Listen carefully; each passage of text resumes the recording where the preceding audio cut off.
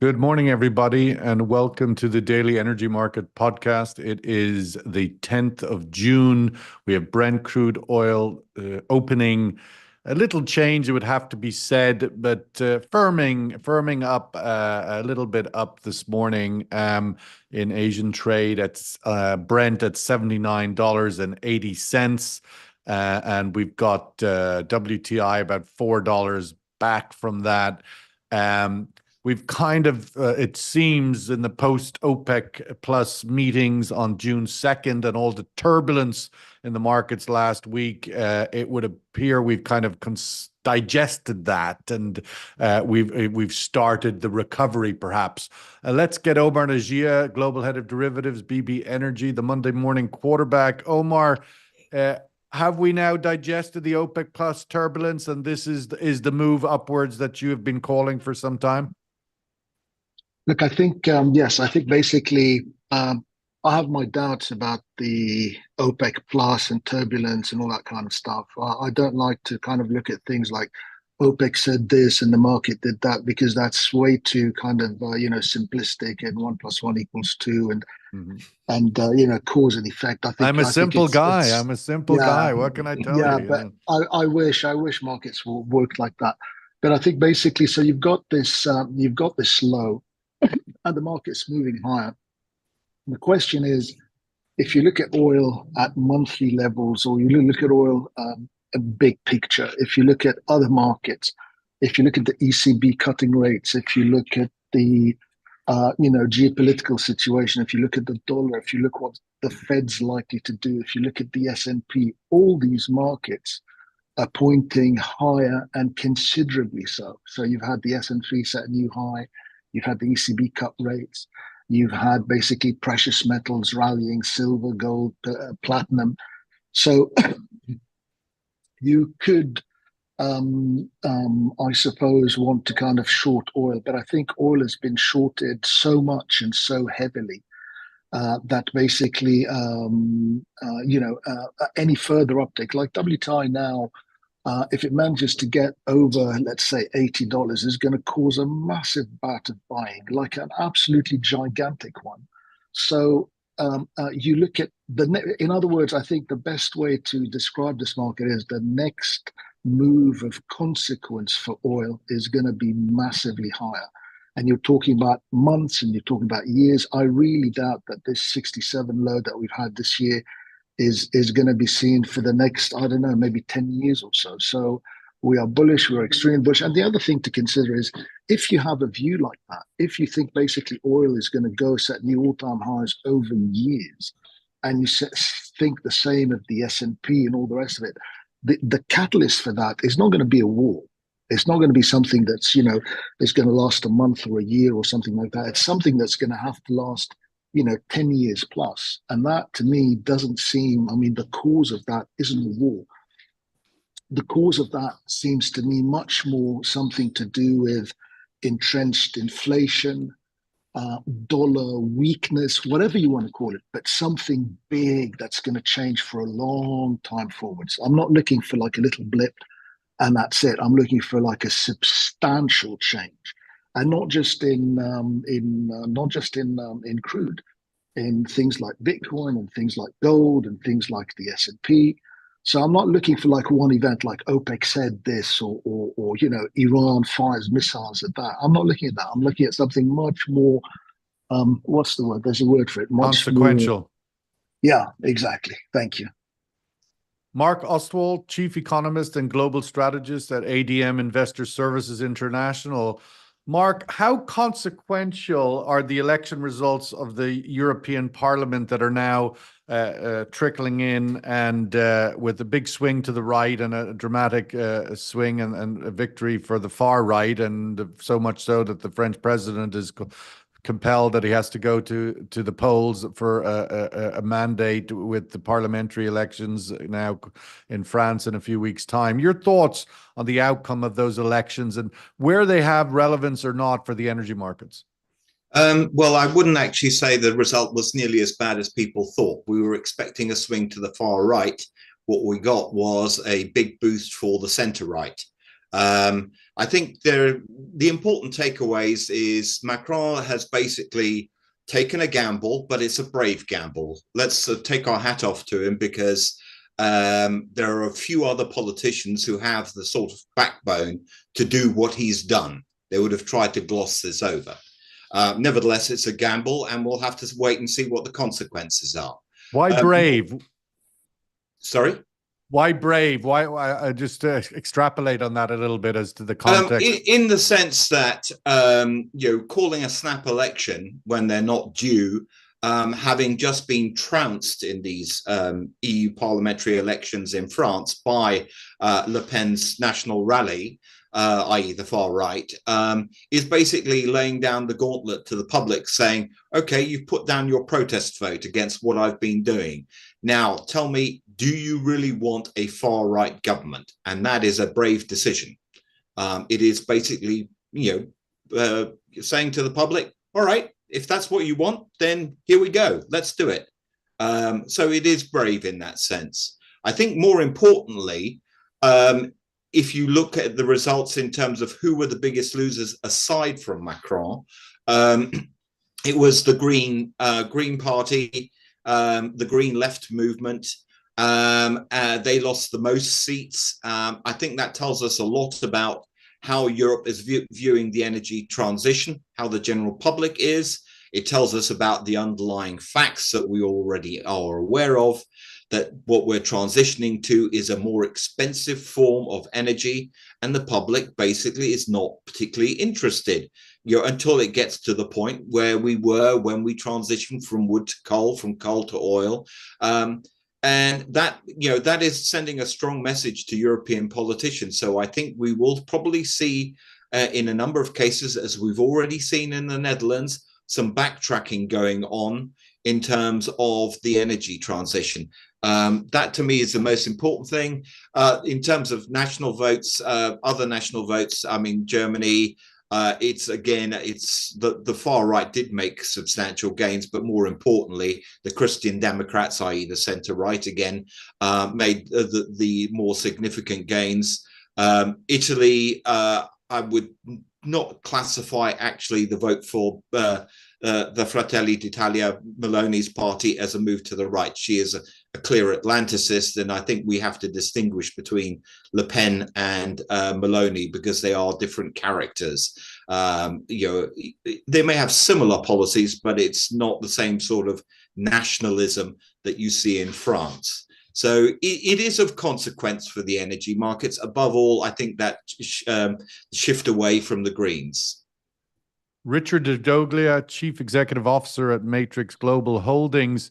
Richard, last week, of course, as I mentioned in the intro, there was the turbulence after the OPEC announcement, as everybody sort of, all the stakeholders digested it. And I was intrigued by one of the questions that came up later in the week when His Royal Highness Abdulaziz bin Salman, the Saudi Energy Minister, was at the St. Petersburg Economic Forum in, I think it was there, was it in the press conference after the event? I'd have to say now, I can't remember either one, but nonetheless, he was asked the question about the outlook for rates, and that the rate cycle, the easing of the rate cycle had begun, and should OPEC Plus not consider that as a good opportunity to unravel the cuts and add more supply back. And he made the point that the Fed seems to be diddling and daddling about whether they were or were not going to raise rates.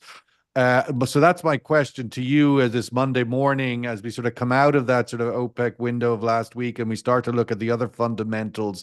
Are the Fed still diddling and daddling, or is there a clear line now as to will the Fed follow the ECB in Canada and starting an easing cycle? Your thoughts? No, Richard. I don't hear Richard. Come in, Richard. Richard, unmute. Is on mute. There we go. I apologize. Yes. I've said this from the beginning, it's been a year now, I think, and I've said three things. I said, one is I think the Fed is stuck and there's no way they're going to cut rates. I think rates have to stay high. We have inflation in the United States. We have inflation everywhere you turn. We've seen our employment numbers they kind of go up, but we can't really get a good calculation on what exactly is unemployment. The second was I said that if OPEC is showing cohesion, and they will continue to show cohesion because this is in their best interest going forward.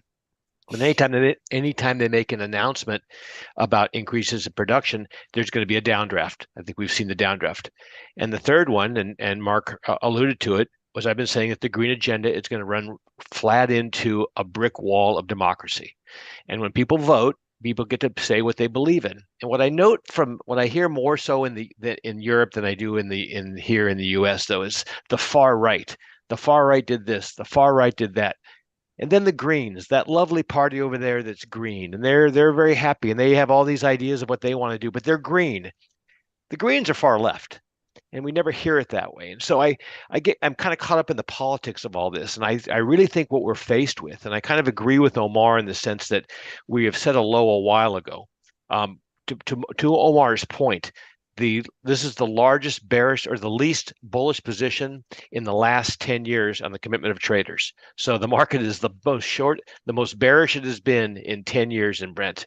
And I think when you combine the elections, the green agenda having a real issue going forward now, the Feds, I believe, are stuck, and I see no reason for them to cut rates. They might do it politically in October, but they've been saying they're going to, as everyone has been looking for rate cuts, say they're going to do it every time, and they haven't. And I think, Sean, you've agreed with this. And so I think what we're faced with is the U.S. is probably in the best position of anybody. We have a robust energy economy. We have a robust money flowing into the economy. We have the cheapest natural gas for manufacturing. And so I think we're okay. I think the U.S. is okay. We cannot take our foot off the neck of inflation. And I think Powell understands that. So I'm going to continue to say there'll be no rate cuts this year. Maybe in the election if someone gets a bug in their ear, but I would think we're looking at the same thing we've been looking at. No rate cuts, market stabilize. U.S. is the strongest place in the world. It has the cheapest energy, and it's going to continue. And we can talk about later some other thoughts I have on that. And Omar, it has the biggest fiscal deficit.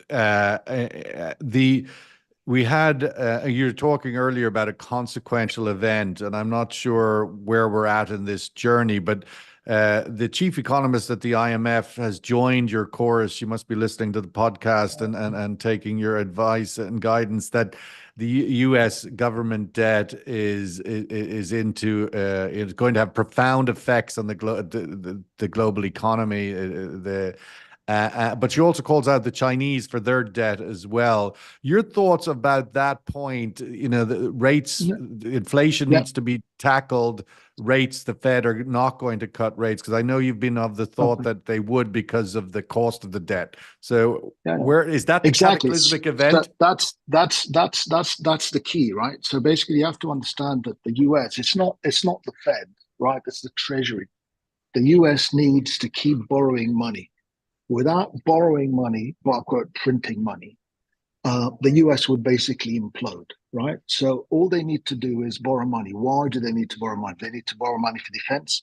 They need to borrow money for interest rates on the debt that they have, and they need to borrow money for spending. So they're overspending by about $1 trillion every 3 months, plus or minus, without being able to access cheap money.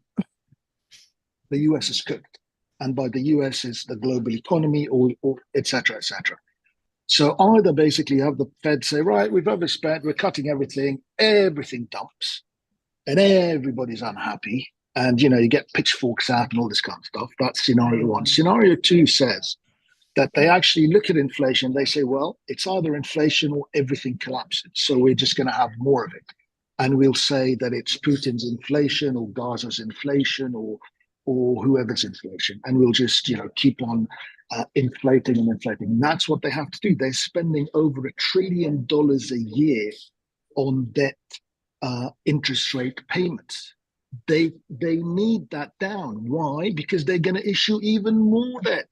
Their debt is continually growing, so they will cut, and they will cut not just a little bit, they will cut massively. So this is the Treasury telling the Fed, We don't we don't care about what you think and inflation and keeping inflation down. We need to issue debt.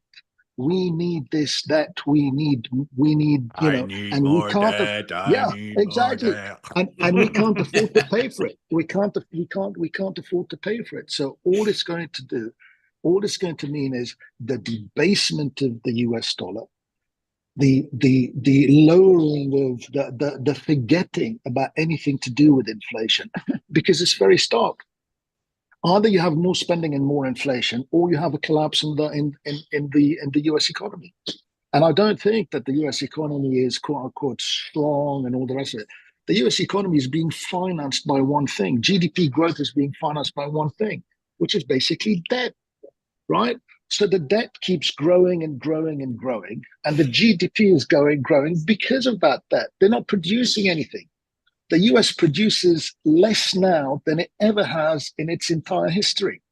I It's bought all a based 3D on printer over the weekend so I could start printing my own money too. It's like, there you go. that's why these 3D printers exist now, because we can all participate in making our own GDP. I know I hear you, and I share those thoughts to a great extent. Mark, I wanted to get your views a week out from the OPEC Plus meeting and the variety of decisions that were made. My question to you is, now a week out, what do you think is the big of the stack of things that they announced is the biggest takeaway and relevance for the markets going forward, at least in the immediate sort of second half of this year? Well, if we combine it, and I think we will need to combine it with how they adjust their views along with the EIA and the IEA when we get the monthly reports this week, which I think will be quite significant. OPEC has stuck by this forecast of 2.25 million increase in oil demand growth this year, all year up until now. I wonder if they're going to make any changes now that they've made this move. In principle, they shouldn't, because it's basically they're saying we're right and the IEA and the EIA is wrong. We just had some reporting out overnight from one of our other commentators, Clyde Russell of Reuters, who was saying that the first 5 months of the year, imports into China have been flat at 11 million, a little bit actually, I think 1% down on the same period of last year. Not consumption, imports. So that whether they're drawing from inventories might be a question mark. Yeah, I mean, I basically think they had to make a compromise here. They basically wanted to express some confidence that oil demand would continue to pick up this year. And on the other hand, they were trying to keep the cohesion within OPEC. And it was starting to basically crumble, as we've seen. Within OPEC Plus, you mean? Within OPEC Plus, whether it's Iraq, whether it's UAE, whether it's Russia, we don't even really know how much cheating there really is going on within OPEC Plus. So I think it was basically a compromise. So we now really are. I still think we should focus on the demand side. The supply side, I think, barring obviously geopolitical disruption, which is always a possibility, but you can't price. At the end of the day, you price it and it fades away, or it's really it's not worth trying to other than playing some really far out of the money options, which is a game for very professional players only. So the demand outlook, I think, is probably improving overall. I think the significant part of the summer will be just how strong holiday demand is, and therefore aviation fuel demand. And so we'll keep a close eye on the Northern Hemisphere. Otherwise, you've got Europe gradually picking up. China, in terms of the high frequency data that we saw in the second half of May, post the announcement of this latest plan to try and boost things, are actually quite positive. There is basically a pickup in sales of houses, autos, and indeed home appliances. So there seems to be a little more confidence, and the more confidence there is in China, the better there is elsewhere. As Omar and Richard basically said, the US economy is still basically going pretty well. One important thing to remember in all of this discussion about debt is, yes, the US fiscal deficit has increased. But if you look at household debt and corporate debt relative to 2008, we are way down. And that is, that's not a good thing in many ways, because essentially what you're saying is the government is crowding out private sector. But if you look at demand for corporate credit, it doesn't seem to be doing much harm at the moment. There is a voracious demand for corporate credit, despite people increasing a lot of the debt that they've got. Richard, on that point, I mean, getting into the weeds of how strong the U.S. economy is, of course, is quite critical to the outlook for the year ahead, the driving season. Europe is looking like it's going to have a fairly bumper aviation fuel. We don't like to drive. We like to get on airplanes on our holidays, but you guys like to drive. In this survey last week, the FT Michigan Ross Poll survey, where there was a headline that was "Grab Biden cuts Trump's lead on handling the economy." But what I found more interesting was, yes, you have this sort of record levels of employment, but yet it seems that only 20% of the people are happy with the economy. It's something very disconnected in that paradigm. What's your own analysis of that, and hence the depth of this sort of health of the U.S. economy and its demand on oil? I think it's a good question. I think you're right. It goes to how people feel, right? How do you feel about it? And everyone, but Biden, I believe, and I don't know how people's political views are, but it has been a failure as a president, right? I mean, the Inflation Reduction Act, to Omar's point, is a $1 trillion act where he's spending $1 trillion to feed all of these technologies. I just read something here. Ferrer battery company in Norway is moving from Norway to Georgia so they can build their gigawatt factory so they can get the Inflation Reduction Act dollars. Well, what are those dollars, right? Here's how it works. The government taxes their constituents to fund technologies which are really good or we don't really know about, but maybe they're good, maybe they're not. They then make them pay more for their energy price. So all of our utility bills have gone up across the United States. So now they're consuming more energy at a higher price. And then they turn to China to buy their solar panels, while China has a market on rare earth metals while they build 70 new gigawatts of coal. People see through this. They understand, why am I paying more in California for power than anywhere else in the United States? It's because of the policies. And I think what's going to happen is, we just saw it in the EU. We just saw it in the politicians. The Greens got wiped out. They didn't lose. They got wiped out. And Mark is exactly right. That's going to stop, I believe, the funding of the energy transition.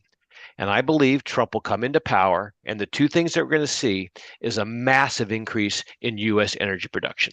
If you can imagine having U.S. energy production go from 13 million to 15 million, and instead of stopping LNG export plants, building one every 3 years, and having the U.S. be the largest exporter of LNG, bar everybody, then I think we have a situation where the U.S. is, from a technological perspective and a fundamental energy perspective, can dominate.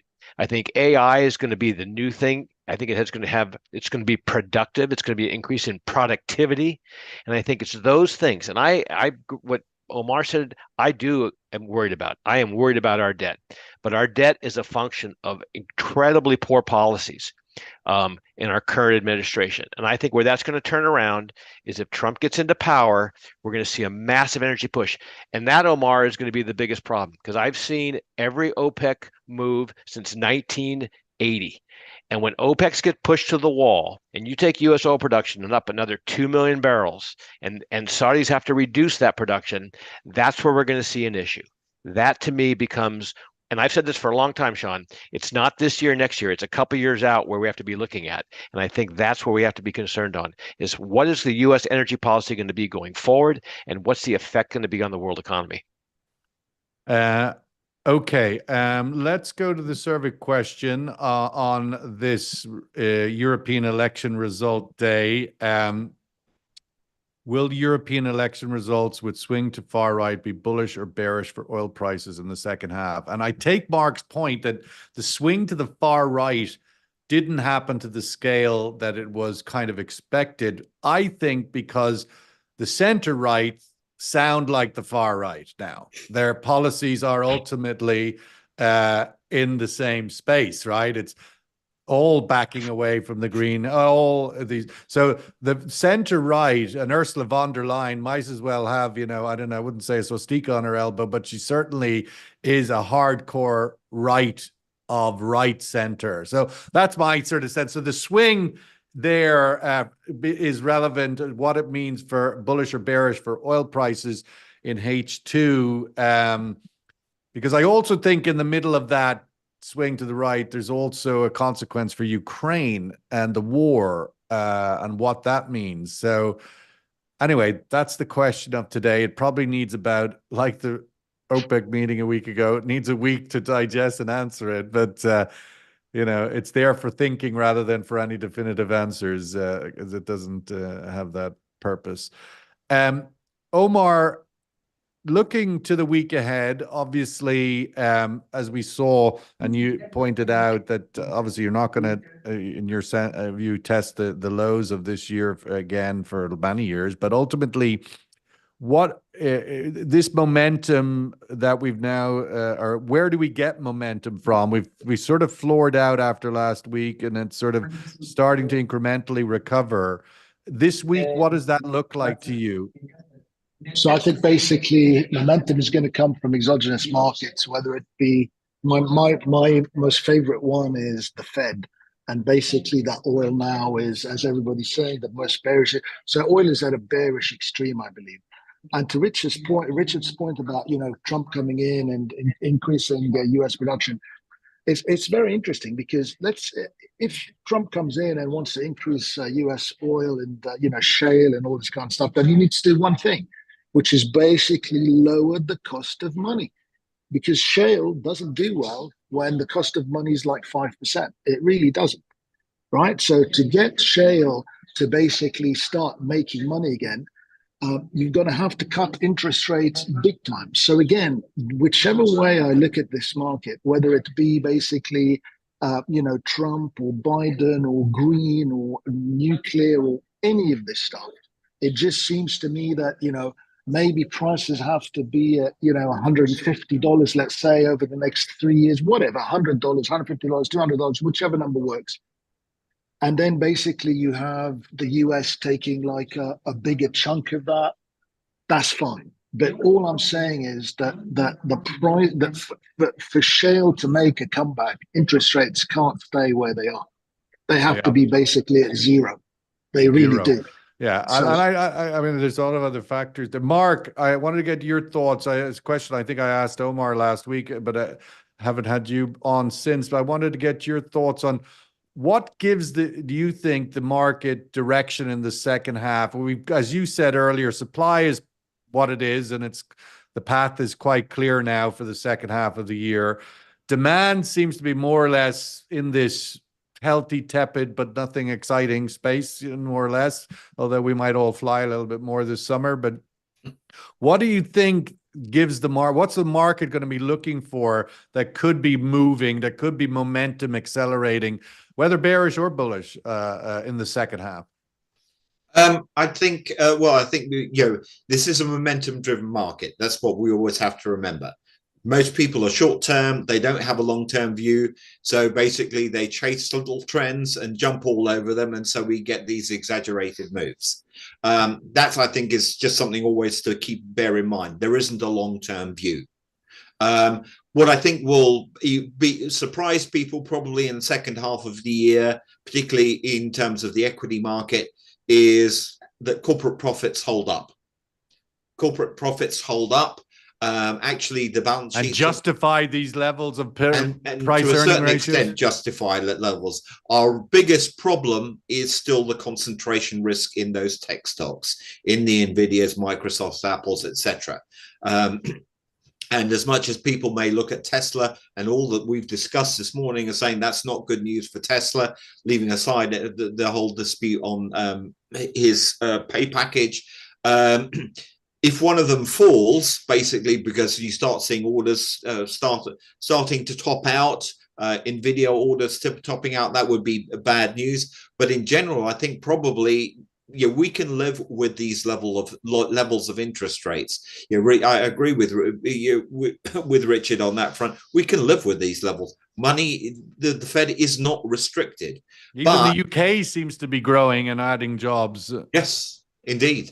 Even the UK with 5.25% interest rates.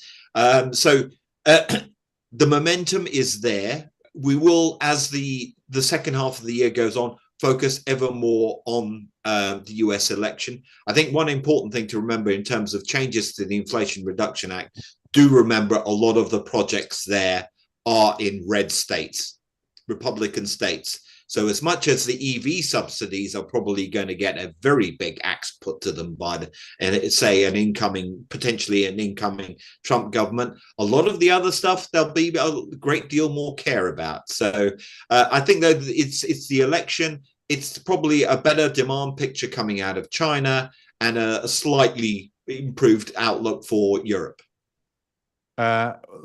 Richard, last word to you on that. I mean, taking the election lead off of Mark there, that is the big 10,000 pound gorilla in the second half of the year. And we've seen things like last week, Biden becoming pretty, whatever, Trumpian in his immigration move.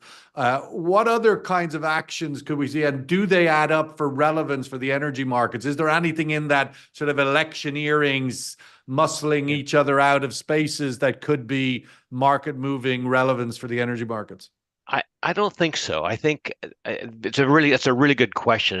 And he the idea of on the energy side, I don't think there's much that can go on, right?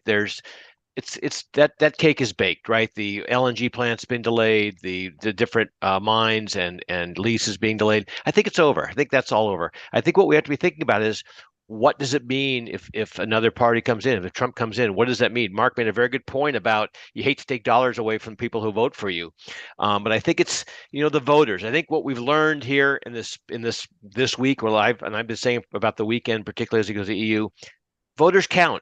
We can sit here all day long and talk about where we think the market's going to go and what you should do. But you know what? If I don't want to buy something, I don't want to buy it. And I think that's what voters are saying. They didn't want to buy what the EU is selling. And I think that's going to be the question here in the United States. Do people want to buy what Biden is selling? And it's going to be very, very interesting. I'm going to go on, I won't go on a limb, but Trump is leading in 5 or 6 of the swing states by a significant margin. He almost never does a sitting president would be trailing in any of the swing states, and he's trailing in almost all of them. So I think the market might be looking to that and what the effect would Trump policies be on the energy transition and the energy markets in general. Well, we're going to have to leave it there. I'm sort of thinking this week a little bit about the legacy of the OPEC agreement and its relevance for the second half. And one of the things that I'm still sort of stuck with and thinking about is the granular detail in which they showed the unraveling of the 2.2 million barrel a day cuts from month to month, every country getting this amount and that amount. And who is that communicating to, or who is it targeting? Because obviously they could have shared that amongst themselves. Why did they make it public? And I think that how that lands with the rest of the industry, how that lands with ExxonMobil in the Permian Basin, I think is a question and an answer that I don't have, obviously. But I think they are part of the list of stakeholders who got that memo, and how they digest it, I think, will be quite important to that incremental supply growth beyond. So I think that's one area to keep an eye on, as what signals we get from now that all those mergers in the Permian Basin or acquisitions have been certified by the regulators, and will that translate into digging into the ground, or will it not? Mark Ostwald, as always, awesome to have you in London. Richard Rigdoglia, still always jealous that you live in California and I don't. Omar Najia in our own little California here in Dubai. Thank you so much. Great to have you. Have a great day, everybody. See you and all guys. the best. Cheers.